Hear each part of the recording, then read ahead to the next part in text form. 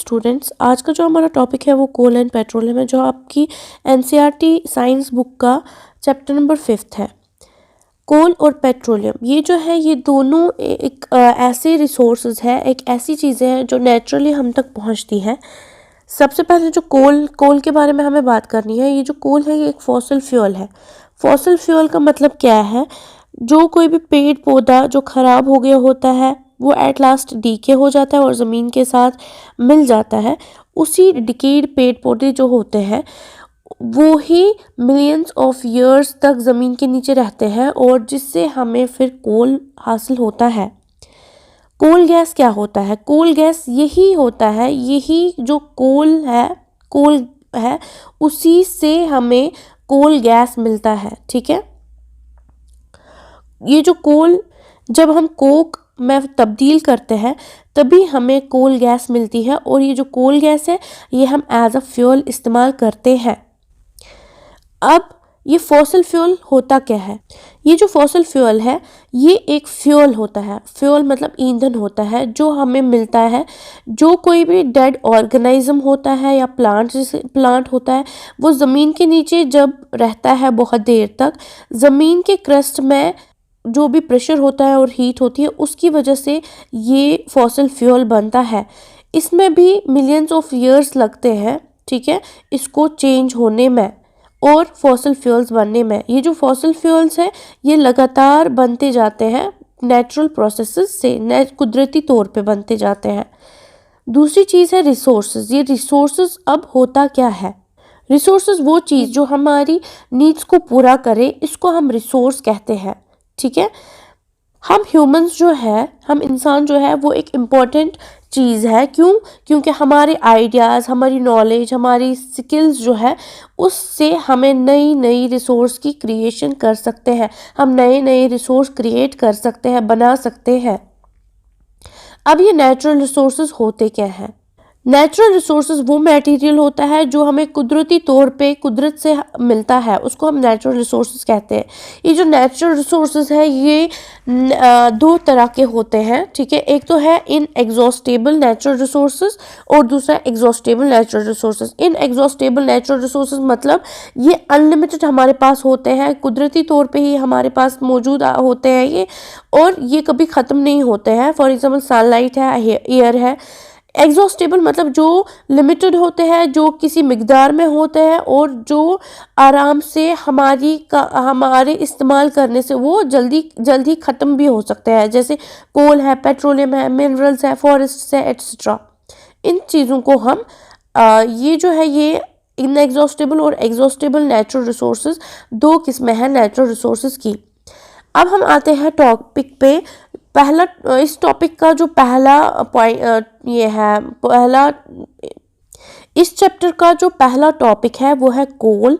ये जो कोल है ये एक हार्ड ब्लैक मिनरल है, ब्लैक कलर का मिनरल है जो कार्बन का बना हुआ होता है। इंडिया में ये जो कोल है ये ज़्यादातर पाया जाता है बिहार में, वेस्ट बंगाल में, उड़ीसा में और मध्य प्रदेश में। ये जो कोल है ये कैसे बनता है? जब बहुत ज़्यादा पेड़ पौधे ज़मीन के अंदर डिकम्पोज होते हैं, 300 मिलियन ईयर्स पहले के होते हैं, वो उनकी डिकम्पोजिशन की वजह से ये कोल बनता है। कोल में और एक चीज़ होती है कार्बनाइजेशन। ये कार्बनाइजेशन क्या होता है?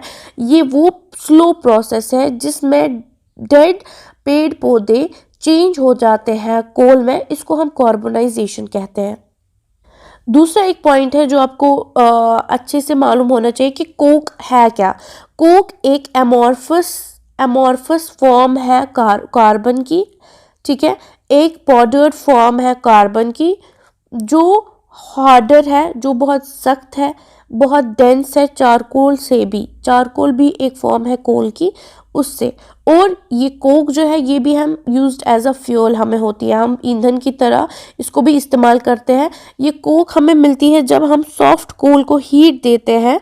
ठीक है, इन हवा की गैर मौजूदगी में या थोड़ी बहुत हवा उसमें मौजूद होती है। ये जो कोक होता है ये ब्लैक कलर का होता है और ये यूज़ हमें होता है स्टील बनाने में, स्टील की मैन्युफैक्चरिंग करने में। ये देखिए ये कोल है। दूसरा एक पॉइंट है जो पढ़ना बहुत ज़रूरी है, आपको समझना बहुत ज़रूरी है, वो है डिस्ट्रक्टिव डिस्टिलेशन। ये डिस्ट्रक्टिव डिस्टिलेशन होता क्या है? ये वो प्रोसेस है जिसमें हम कोल को हीट करते हैं हवा की गैर मौजूदगी में। इसको हम डिस्ट्रक्टिव डिस्टिलेशन कहते हैं। कोल के 4 टाइप्स होते हैं, 4 किस्में होती हैं। एक तो एंथ्रासाइट, बिटुमिनस, सब बिटुमिनस और लिग्नाइट। ठीक है, आप पिक्चर्स में आपको सीधे पता चलेगा कि ये कैसे कैसे होते हैं, इनकी शक्लें कैसी होती है। लिग्नाइट कोल कैसा होता है, एंथ्राइट कोल कैसा होता है, बिटुमिनस और सब बिटुमिनस कैसा होता है। अब ये जो कोल है ये कैसे बनता है, फॉर्मेशन ऑफ कोल कैसे होती है।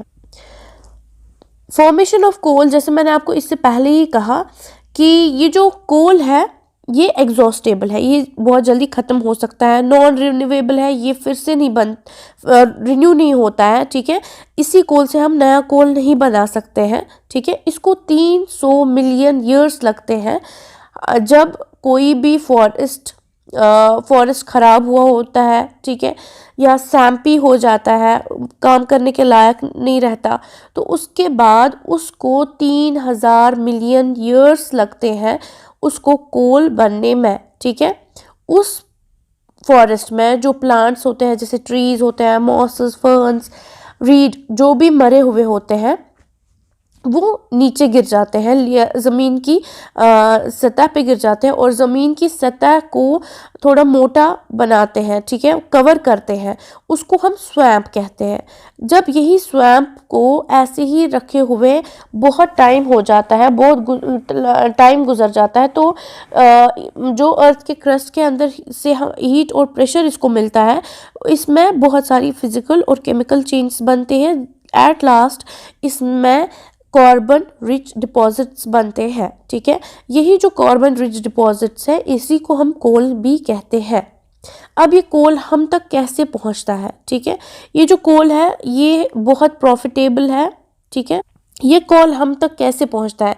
ये कोल हम तक अंडरग्राउंडली पहुंचता है। हम खान बनाते हैं, आपने सुना होगा कोयले की खान, कोयले की खान बनाते हैं। इस कोयले की खान से ही हमें और बहुत सारी चीज़ से हम तक पहुंचती है। ठीक है, इसमें क्या होता है, वर्टिकली मतलब सीधे वर्टिकल हुआ, जो स्ट्रेट लाइन होती है वो वर्टिकल हुआ, वर्टिकल शैफ्ट्स इसमें खोदे जाते हैं। ठीक है, जहाँ से हमें फिर ये जो कोल है वो हम तक पहुंचता है। मिनरल डिपॉजिट्स इसमें से रिमूव किए जाते हैं, जो भी सॉइल्स या रॉक्स के अंदर हमें दिखते हैं वो उसमें से रिमूव हम करते हैं और उसके बाद उसको हम फर्दर प्रोसेस करते हैं, जिसकी वजह से हमें डिफरेंट मिनरल्स या कोल भी ऑब्टेन होता है। इस कोल के इस्तेमाल क्या क्या है, हम किस किस चीज़ में इस्तेमाल कर सकते हैं? कोल जो अगर सॉलिड फॉर्म में होगा तो आयरन और बाकी मेटल्स में काम आएगा। लिक्विड फॉर्म में होगा तो कोल तार जो हम सड़कों पे डालते हैं। ठीक है, इसमें हम सड़कों के बगैर डाइज में भी, ड्रग्स में भी और परफ्यूम्स में भी इस्तेमाल करते हैं। जो कोल है जो गैस फॉर्म में होती है तो वो fuels as a fuel industries में भी इस्तेमाल किया जाता है। ये जो पेट्रोलियम है इसको हम ब्लैक गोल्ड भी कहते हैं। इसके नाम से ही पता चलता है कि ये एक इंसानों के लिए कितना ज़रूरी है। ठीक है, दूसरी एक चीज़ है जिसको हम क्रूड ऑयल कहते हैं। ये जो क्रूड ऑयल है इसको हम बोलते हैं माँ हर एक चीज़ की, जो भी हम तक पहुंचती है, जो भी हमारे लिए ज़रूरी होती है। जैसे कि ये इस्तेमाल होता है पैरामेडिकल्स में, मतलब दवाई ववाइयों में, प्लास्टिक्स में, गैसोलीन में, सिंथेटिक फाइबर में, इन चीज़ों में ये बहुत इस्तेमाल होता है। ये पेट्रोलियम या आप इसको क्रूड ऑयल कहें, ये सबसे ज़्यादा हमें सोर्स ऑफ एनर्जी देता है 1950s से। जब से ये हमने ईजाद किया, लोगों ने ईजाद किया, तब से जब से हम तक ये पहुंचा, तब से लेकर अभी तक ये सबसे ज़्यादा लीडिंग सोर्स ऑफ एनर्जी है। पेट्रोलियम जो है वो लिक्विड फॉर्म में होता है। ठीक है, जो नेचुरली हमारे पास रॉक्स फॉर्म में आता है। उसके बाद हम इसमें कुछ डिफरेंट ऑर्गेनिक कंपाउंड्स ऐड करते हैं, जिसकी वजह से यह हम तक लिक्विड फॉर्म में आता है। इसकी केमिकल रिएक्शन क्या होती है? CnH2n+2। n मतलब नेचुरल नंबर, कोई भी नेचुरल नंबर किसी भी फॉर्म की हो, ये कोई भी नंबर हो सकता है, ठीक है। दूसरी एक चीज़ है पेट्रोकेमिकल्स। पेट्रोल की केमिकल्स जो है वो भी कुछ साइट्स पे, कुछ जगहों पर हम इस्तेमाल करते हैं पूरी दुनिया में, ठीक है। ये जो पेट्रोलियम है ये एक रॉ मटेरियल भी होता है बहुत सारी इंडस्ट्रियल प्रोडक्ट्स का, ठीक है। जैसे मैंने इससे पहले भी बताया, ये दवाइयों में इस्तेमाल होता है, solvents, fertilizers, pesticides, synthetic fragrances और प्लास्टिक्स में भी ये इस्तेमाल किया जाता है। पेट्रोलियम कैसे बनता है? ठीक है, जैसे कोल बनता है, मैंने आपको बोला था कि decomposition of dead plants and animals होता है, वैसे ही ये भी होता है, इसमें भी होता है। डेड प्लांट्स और एनिमल्स जो है वो उनकी वजह से ये पेट्रोल जो है हम तक पहुंचता है, जबकि वो प्लांट्स और एनिमल्स वो किसी भी पानी की सतह पे आ जाते हैं, ठीक है। जब वो मर जाते हैं उसके बाद वो सिंक हो जाते हैं पानी की सतह पे, और उसके बाद वो नीचे बैठ जाते हैं। मिलियंस ऑफ ईयर्स अगो वही जो डिकम्पोजिशन है वहाँ पे वो मिक्स हो जाती है सैंड के साथ या सिल्ट के साथ, जिससे हमें पेट्रोलियम मिलता है। इसमें क्या होता है, कुछ बैक्टीरिया जो है वो बहुत मदद करते हैं इन मैटर्स की डिकम्पोजिशन के लिए, और वहाँ पे वो कुछ केमिकल चेंज भी करते हैं। वो मैटर जिसमें ज़्यादातर कार्बन और हाइड्रोजन होता है वो वहीं पे रहता है, लेकिन वो जो सी है उसके बॉटम पे सफिशिएंट ऑक्सीजन नहीं होता है, इसीलिए वो मैटर जो है वो आराम से या पूरी तरह से डिकम्पोज नहीं हो पाता है।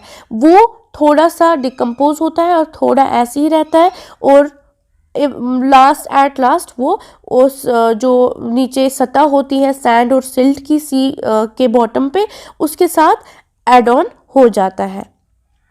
जैसे इससे पहले भी मैंने बोला कि इसको मिलियंस ऑफ ईयर्स लगते हैं, उसके बाद उस में अर्थ के टेम्परेचर और प्रेशर की वजह से वो डिकम्पोजिशन ऑयल में कन्वर्ट हो जाता है।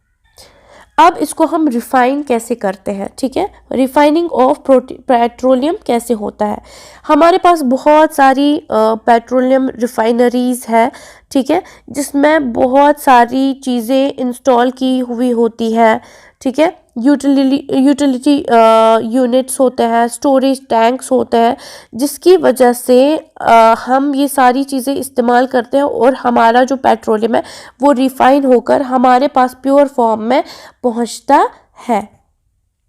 ये जो ऑयल रिफाइनरीज है ये बहुत बड़ी होती है, इसमें बहुत ज़्यादा फैसिलिटीज़ अवेलेबल होती है, पाइपलाइंस होती है जो एक जगह से दूसरी जगह तक इस फ्लूइड को पहुंचाती है। ये जो पेट्रोलियम है ये खाली एक चीज़ का नहीं होता है, ये एक मिक्सचर होता है बहुत सारी चीज़ों का, जैसे gas, petrol, diesel, kerosene, lubricating oil, paraffin, wax etcetera. ये सारी चीज़ें भी इसमें ऐड ऑन होती है। इन सारी चीज़ों की अलग अलग प्रॉपर्टीज़ होती है, इसी वजह से हमारे लिए बहुत ज़रूरी है कि सबसे पहले हम इन सारी चीज़ों को अलग अलग करें और हमारे पास रिफाइंड ऑयल पहुँचे। इस प्रोसेस को जो ये सेपरेट करते हैं बाकी कंस्टिट्यूएंट जैसे kerosene, petrol, diesel, lubricating oil, इन सारी चीज़ों को अलग अलग करने में पेट्रोलियम से, इसको हम पेट्रोलियम रिफाइनिंग कहते हैं। इसमें से ये जो पेट्रोलियम रिफाइनिंग होता है इसमें बहुत सारे स्टेप्स होते हैं, ठीक है। ज़्यादातर हम इसमें 3 स्टेप्स इन्वॉल्व करते हैं। पहला स्टेप जो होता है वो होता है सेपरेशन, ठीक है। सेपरेशन जहाँ क्रूड ऑयल सेपरेट करते हैं बाकी कंपोनेंट से डिस्टिलेशन प्रोसेस के थ्रू, ठीक है। जो भी ज़्यादा भारी कॉन्स्टिट्यूएंट्स होते हैं वो बॉटम पे सेटल डाउन होते हैं और हल्के जो होते हैं वो ऊपर आ जाते हैं एज वेपर्स और लिक्विड, और ऐसे ही लिक्विड ही रहते हैं, ठीक है। नेक्स्ट स्टेप जो होता है, ये जो कॉन्स्टिट्यूएंट्स होते हैं ये क्वाइट मतलब हेवी ही होते हैं, और इसको कन्वर्ट हम गैस में भी कर सकते हैं, गैसोलीन में भी कर सकते हैं और डीजल में भी कर सकते हैं। इसके बाद वाला जो स्टेप होता है वो कन्वर्जन होता है। इसमें कुछ इम्प्योरिटीज़ जो होती है जो एट लास्ट इसमें ऐसी ही रही होती है, तो उसको हम बाहर निकालते हैं, उन इम्प्योरिटीज़ को बाहर निकालते हैं और इस प्रोडक्ट को हम प्योर फॉर्म में लाते हैं। जो बहुत पुराना मेथड है इन चीज़ों को सेपरेट करने का, ठीक है, उसको हम फ्रैक्शन कहते हैं। ठीक है, इसको हम फ्रैक्शनल डिस्टिलेशन भी कहते हैं। इसमें आपको हीट करना होता है क्रूड ऑयल को, और इसको स्प्रे होने देना होता है। उसके बाद ये जो वाटर वेपर है इनको कंडेंस भी होने देना होता है। नेक्स्ट जो है वो है न्यू मेथड। मेथड क्या है? न्यू मेथड को हम कन्वर्जन भी कहते हैं। इसमें हम केमिकल प्रोसेसिंग का इस्तेमाल करते हैं फ्रिक्शंस पे, ताकि वो बाकी को प्रोड्यूस कर सके। इसमें क्या होता है, इसमें आपको मैं ऐसे समझाऊंगी, जो सबसे लंबी चेन्स है उनको ये तोड़ता है छोटी छोटी चेन्स में। ठीक है, इससे क्या होता है, इससे रिफाइनरी को एक रास्ता मिलता है, ठीक है, ताकि वो कन्वर्ट हो सके, ताकि वो डीजल फ्यूल को कन्वर्ट कर सके गैसोलीन में। ठीक है, जितनी भी गैसोलीन की डिमांड हो उसको नज़र में रखकर। मेथड क्या है? न्यू मेथड को हम कन्वर्जन भी कहते हैं। इसमें हम केमिकल प्रोसेसिंग का इस्तेमाल करते हैं फ्रिक्शंस पे, ताकि वो बाकी को प्रोड्यूस कर सके। इसमें क्या होता है, इसमें आपको मैं ऐसे समझाऊंगी, जो सबसे लंबी चेन्स है उनको ये तोड़ता है छोटी छोटी चेन्स में। ठीक है, इससे क्या होता है, इससे रिफाइनरी को एक रास्ता मिलता है, ठीक है, ताकि वो कन्वर्ट हो सके, ताकि वो डीजल फ्यूल को कन्वर्ट कर सके गैसोलीन में। ठीक है, जितनी भी गैसोलीन की डिमांड हो उसके इस पे, ठीक है, उसको डिपेंड करके जितनी गैसोलीन की डिमांड हो उसको नज़र में रखकर। अब इसके इस्तेमाल क्या क्या है, ये हम एलपीजी गैस में इस्तेमाल करते हैं। ठीक है, जो एलपीजी गैस फिर हम हाउस होल्ड घर में इस्तेमाल करते हैं, इंडस्ट्रीज़ में इस्तेमाल करते हैं। डीजल और पेट्रोल एज अ फ्यूल्स इस्तेमाल करते हैं हम गाड़ियों में। ठीक है, या मोटर व्हीकल्स में हम डीजल इस्तेमाल करते हैं। पेट्रोल जो है वो हम ड्राई क्लीनिंग के लिए भी इस्तेमाल करते हैं। इलेक्ट्रिक जनरेटर यूज़ करने के लिए भी हम डीजल इस्तेमाल करते हैं। कैरोसिन हम स्टोव्स, जेट प्लेन्स जलाने के लिए इस्तेमाल करते हैं, एज अ फ्यूल इस्तेमाल करते हैं। ल्यूब्रिकेटिंग ऑयल हम करोजन जो भी जंग लगा होता है किसी भी मशीन पे, वो इस्तेमाल उसको हटाने के लिए इस्तेमाल करते हैं। पैराफिन वैक्स हम कैंडल्स में, ऑइंटमेंट्स में, इंक में और कलर्स में इस्तेमाल करते हैं, क्रेयॉन्स कलर्स में। बिटुमेन या असफॉल्ट जिसे हम बोलते हैं उसको हम रोड्स की सरफेसेस पे इस्तेमाल करते हैं। अब जो लास्ट टॉपिक है आपका वो है नेचुरल गैस। नेचुरल गैस भी एक बहुत इम्पॉर्टेंट फॉसिल फ्यूल है। ये आराम से हम ट्रांसपोर्ट इसको कर सकते हैं पाइप्स के थ्रू। ये जो नेचुरल गैस है ये इसको हम स्टोर करते हैं बहुत हाई प्रेशर पे। ठीक है, उसको हम बोलते हैं CNG, कंप्रेस्ड नेचुरल गैस। ये जो CNG है इसको हम पावर जनरेट करने में भी इस्तेमाल करते हैं। ये जो CNG है ये इसकी एक बहुत बड़ी एडवांटेज है, बहुत ही ये उम्दा है। उम्दा कैसे है, इसको हम घरों में भी जला सकते हैं, फैक्ट्रीज़ में भी जला सकते हैं। जहाँ कहीं भी ये पाइप्स के थ्रू पहुँचेगा वहाँ पे हम इसको पहुँचा सकते हैं। जैसे वडोदरा में जो गुजरात में जगह है और कुछ दिल्ली के कुछ पार्ट्स है, वहाँ पे पाइपलाइन के थ्रू यही CNG गैस घरों तक पहुँचती है और लोग इस्तेमाल करते हैं। ये जो नेचुरल गैस है ये हम इसके अलावा बहुत सारी केमिकल्स बनाने में और फर्टिलाइज़र्स बनाने में भी इस्तेमाल करते हैं। इंडिया में बहुत ही ज़्यादा रिजर्वायर्स हैं नेचुरल गैस के।